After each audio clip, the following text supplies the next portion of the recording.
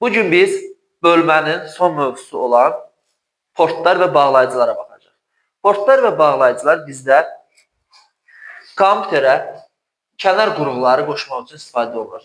Sistem blokuna daha doğrusu kənar qurğuları qoşmaq üçün istifadə olunur. Şəkildə də baxsaq, sistem blokunun arxa hissəsidir. Biz portlar və bağlayıcılar görə bilərik. Portlar və bağlayıcılar deyirik, bunlar fərqli şeylər deyil, eyni anlayışdır. Sinonimdirlər. Yəni ki, porta biz həm də bağlayıcı deyə bilərik. Eyni şeydirlər, fərq eləmir. Bunlardan birincisi bizdə də gəlir.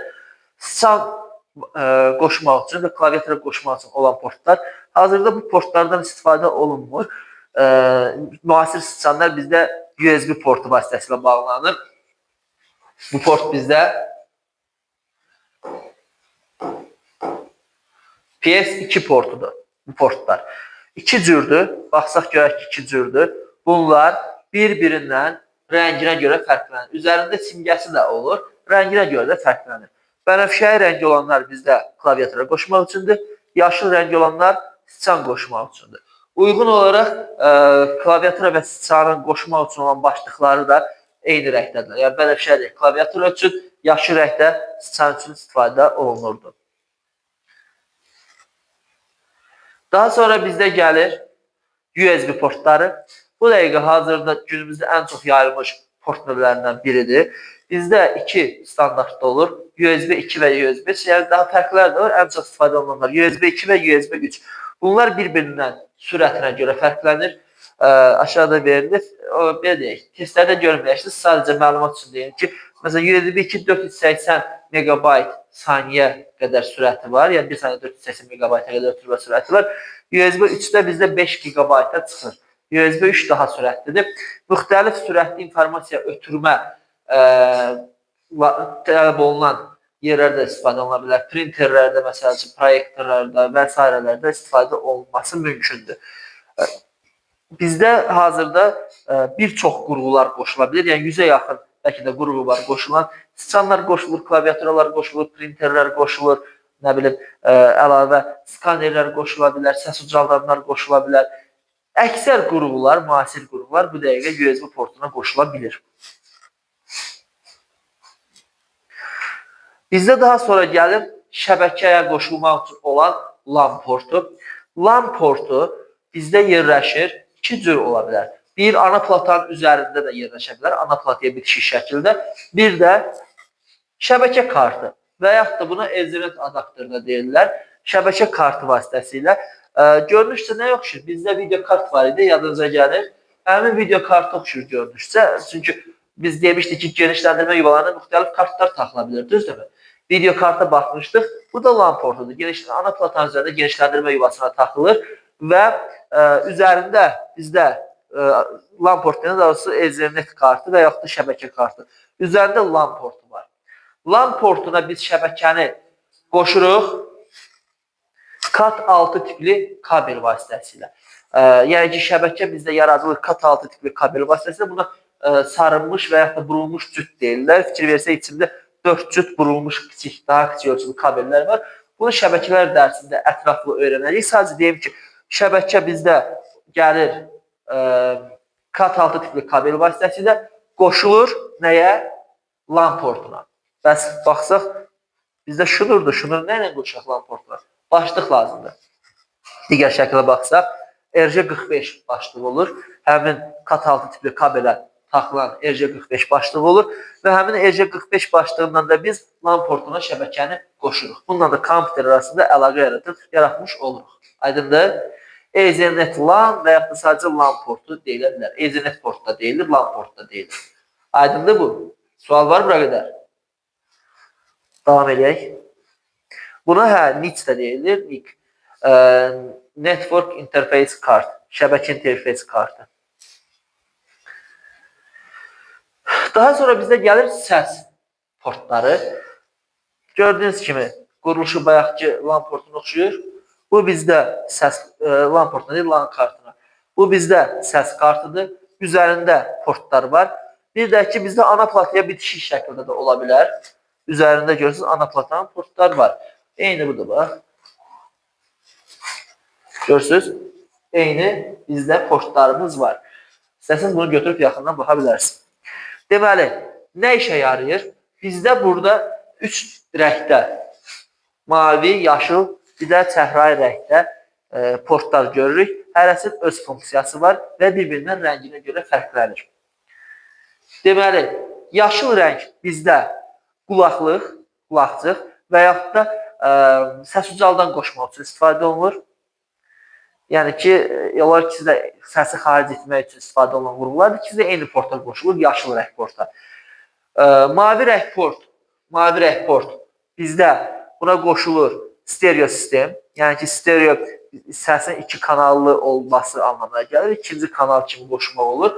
Bir də bizdə var çəhrayı port var. Bu da bizdə sizcə nə üçündür? Söhbət səsdən gedirsə, mikrofon üçün. Mikrofon da bizdə qoşulur nəyə? Çəhrayı rəngi. Bunu belə rənglərindən də bilmək olur. Üzərində simgələr də olur. Əvvəlki slayda qaydaq şəkildə varmı, bilinirmi? Orada nə qədər seçilir bilmirəm. Burada üstündə qeyd olunubdur, seçilir. Yəni videoda bu dəqiqə nə qədər seçiləcək, onu deyənlərəm. Üzərinə baxsaz, yəni haradasa qarşılaşır, üzərinə baxsaz, nətər ki, bayaqki PS2 portunda sıçan və klaviaturanın şəkli var idi. Eləcəyin də bunların üzərində nəyə qoşulmaq lazımdır, onun şəkli olur. Bunların da adları da var, yenə də. Məsələn, line out speaker var, line in port. Bax, line in bizdə mikrofon qoşmaq üçündür. Line out bizdə stereo sistemdir. Bir də mikrofon yuvası var.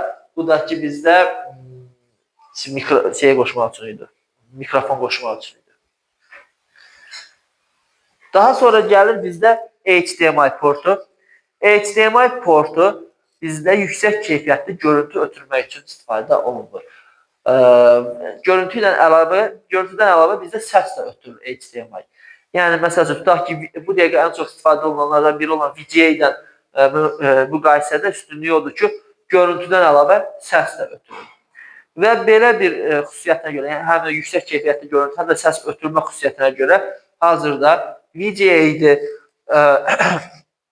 RCA-dir, SCART-dır, S-Videodur və s. bu kimi portları sıxışdırıb çıxardır. Bir də bizdə var idi DVI. DVI-dən də əsas fərqi oydur ki, DVI bizdə enli olur. Və biz tutaq ki, kompüterdə mümkün qədər daha kiçik portlardan istifadə etməliyik ki, ölçü də kiçilsin də. Məsələn, belə bir şey deyək, maraqlı fakt. Get-gedə bütün hamısı gəlir USB portunun fərqli bir, daha doğrusu yeni bir forması olan USB-C portuna. Type-C deyirik sadəcə. USB-C-dir da, USB-C modelidir. Type-C portuna gəlir. Məsələn, təzə planşetləri götürək, notebookları götürək, hansı ki, üstünlük verilir nazikliyə. Bunlarda da digər portlardan istifadə etmək çətindir, ölçü kiçilir. Yəni, buna görə də bizdə DVI-dansa HDMI-dan istifadə olunur. Yer gəlmişkən, HDMI portuna əlimdə gördüyünüz şəkildəki kimi kabel qoşula bilər. Görürsünüz çox yəqin ki, proyektorlarda falan istifadə olunur. Yer gəlmişkən, notebookda da portu göstərir. Bu da başlıqdır. Gəldik kompüterin əsas göstəricilərinə. Yəqin ki, hər birimiz kompüterlər olmasa da smartfonlardan bilirik ki, hansısa smartfon digərindən müəyyən xüsusiyyətlərinə görə üstündür. Düzdürmü? Smartfonlar da kompüterdir. Bu məntiqdən götürsək, fərdi kompüterlər, məsələn, stolüstü kompüterlər götürək, notebooklar götürək, bunların da bir-birindən üstün cəhətləri var. Gəlin baxaq görək, bir kompüter digərindən üstün eləyən, daha doğrusu fərqləndirən hansı xüsusiyyətlər var.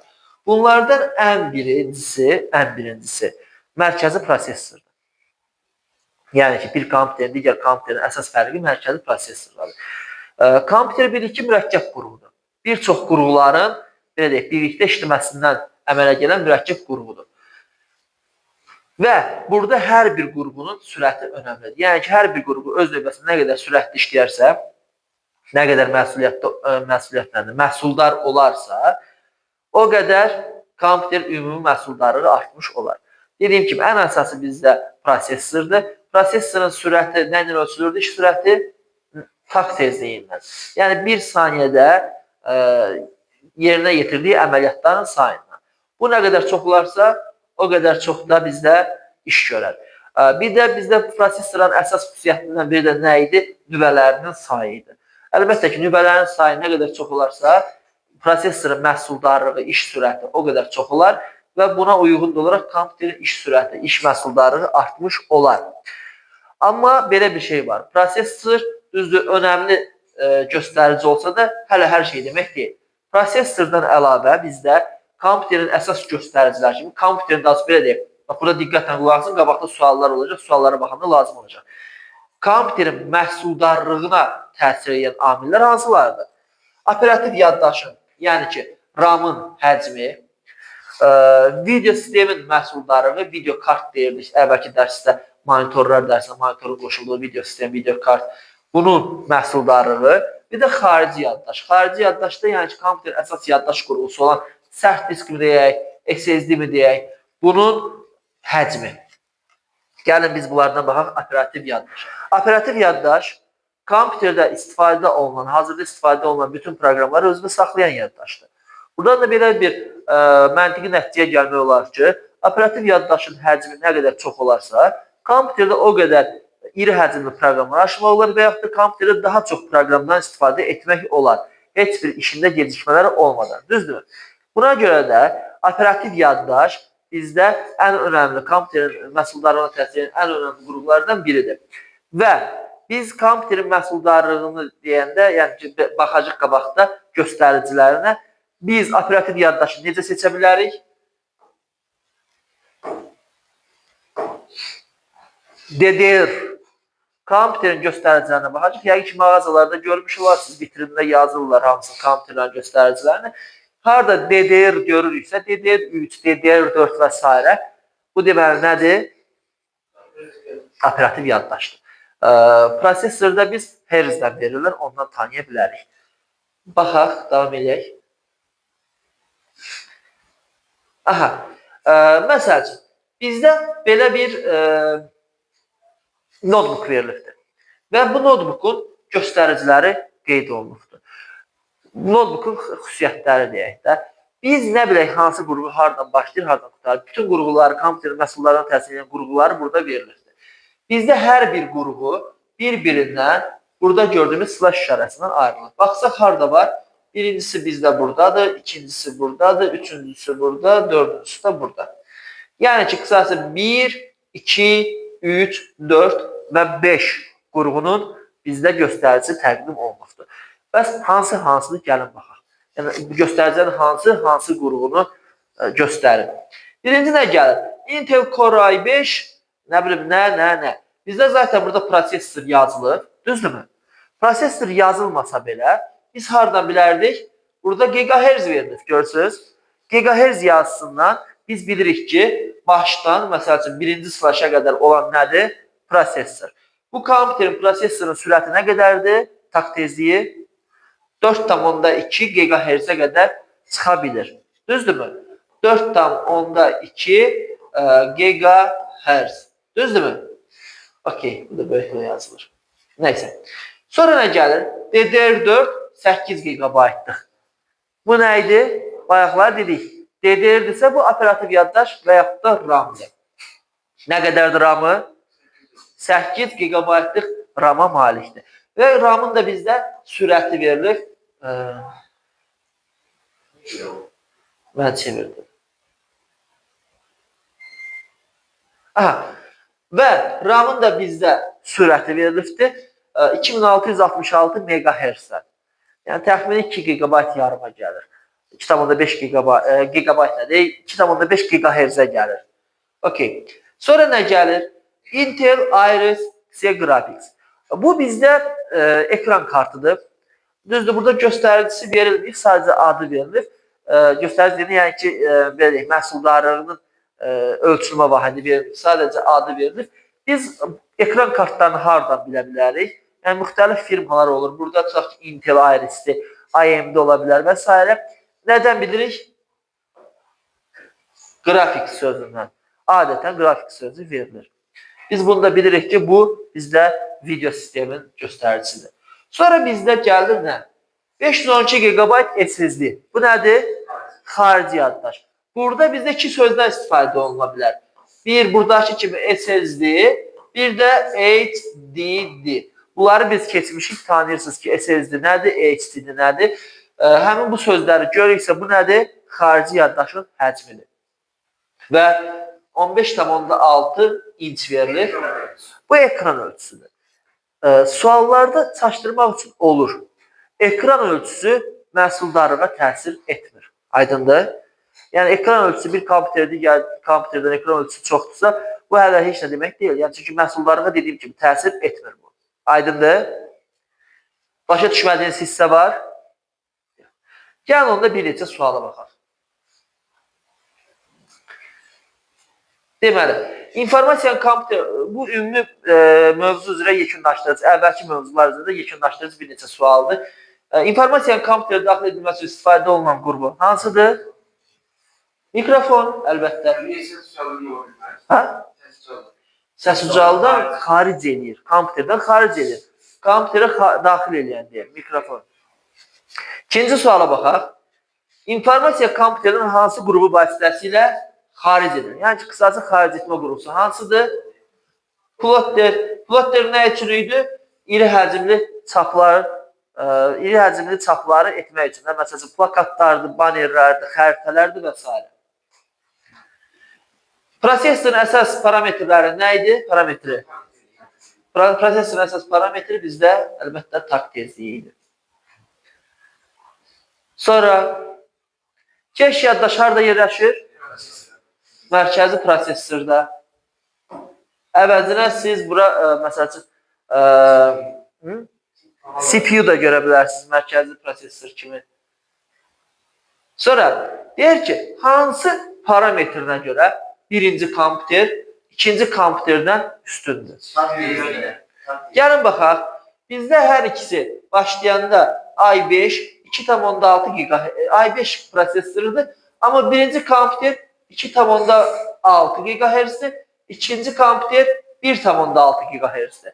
Yəni, takt tezliyinə görə bizdə zaten belə bir variantı var. Prosesor takt tezliyi variantı. Gəlin digər göstəricine baxaq.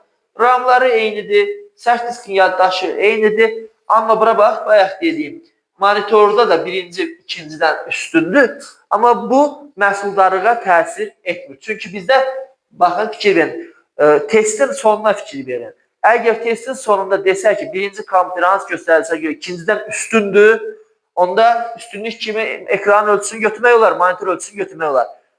Amma bizə nə soruşur?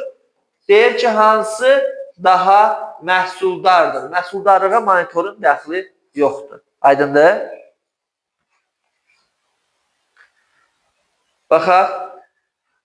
Deyir, uyğunluğu müəyyən edin. İnformasiyanı daxil etmək üçün biz hansı qrupundan istifadə edirik? Skanerdən. Qrupların işini idarə edir. CPU. Proyektorda bizdə informasiyanı əks etdirmək üçün qrupudur. Kompüterin sərt diskinə aid olan anlayışlar,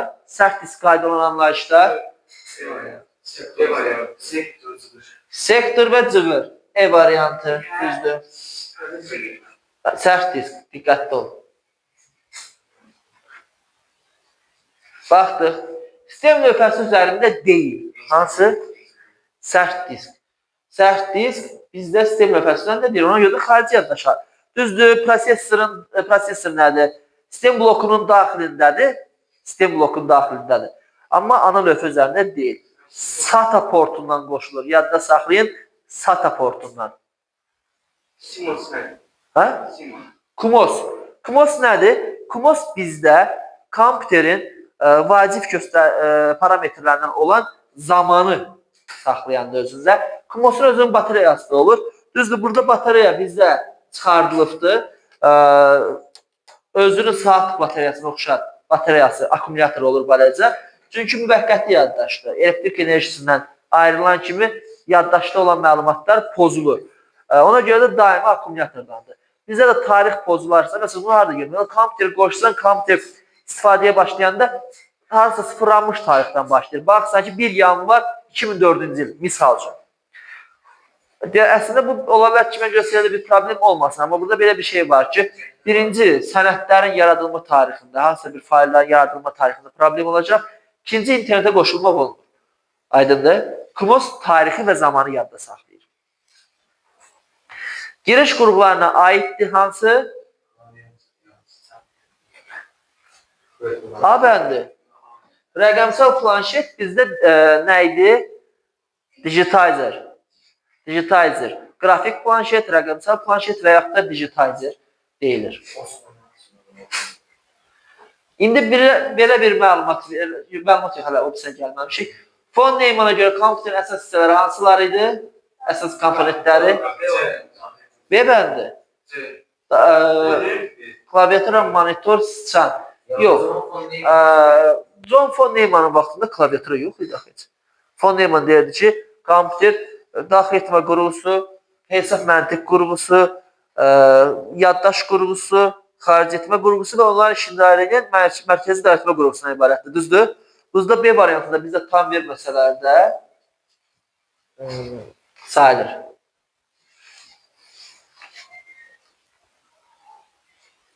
Hansı yaddaş sürətlidir?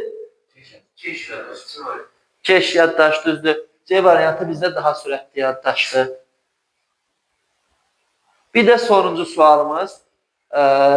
Bizdə deyək ki, hansı parametrinə görə birinci kompüter ikincidən daha məhsuldardır? Xarici yaddaşın həcmi. Baxırıq ki, düz deyil. Sərt disk birincə 750, ikincə 500. Bir də belə bir şey var. Monitoru inçdən əlavə, bax, bu şəkildə də verirlər. Dırnaqdan. 2 dırnaqdan verirsə, 2 dırnaq da zaten bizdə inç deməkdir. Aydındır? Və bir dənə də nəticə çıxarmalı sualımız var. Bu da deyil. Niyə mən sualların yerini səhv yadında saxlamışam? Nəysə, çıxış qurğularına aiddir. A bəndi, monitor, platner, səs ucaldan. Bunu deyirəm, bax, indi gəldi, axır ki. Bayaqda 3 dəfə anonsunu vermişəm. Deməli, bizdə kompüterlər verilir. Düzdürmü? Birinci sual budur. Altay siyahıda birinci kompüteri seçdi. Nəyə görə? Prosesorə baxaq. ISO. Tak tezliyinə görə və video kart yox, fikir verin. SSD-dir, sürətli. Deməli, bizdə Altayın seçməsi ondan irəli gəlir ki, daha sürətli işləyən kompüterə ehtiyacı var. Və həmçinin ekran ölçüsü də digərlərindən daha böyükdür. Günel yazmışam. Günel siyahıdakı 3-cü notebooku seçdi. Bunu. O seçimdə nəyə üstünlük verdi? Qulaq asın, səs kartı düzdür. Hamısında var, səs kartı. Video kart da hamısında var. Bildim. Kompüterin məhsuldarlıq məsələsi var idi. Yadınıza gəlirmi? Həmin söhbətində. Baxsaq görək ki, kompüterin məhsuldarlığından xarici yaddaşın həcmi bizdə ən çox olan 3-cüdür. Düzdürmü? Bizdə deməli günelə yaddaş lazımdır. Yaddaşın həcmi lazımdır.